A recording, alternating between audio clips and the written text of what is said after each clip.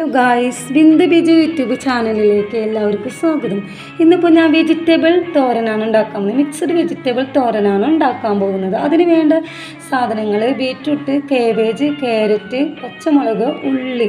അപ്പോൾ നമുക്ക് ചട്ടി ചൂടായി വെളിച്ചെണ്ണ വെച്ചതിന് ശേഷം കടുക് പൊട്ടിക്കാം. കടുക് പൊട്ടിക്കഴിഞ്ഞ ശേഷം ഉള്ളിയും പച്ചമുളകും ഇട്ട് കൊടുക്കണേ.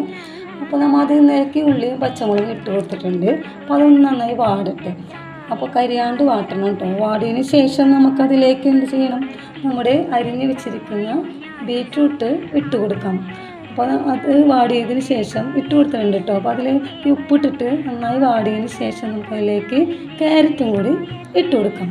അപ്പോൾ ക്യാരറ്റ് ഇട്ട് കൊടുത്താൽ എല്ലാതും കൂടി ഒന്ന് വാടി പച്ചമണം മാറട്ടെ. അപ്പോൾ അതിന് ശേഷം നമ്മുടെ തോരൻ റെഡി ആയിട്ടുണ്ട്.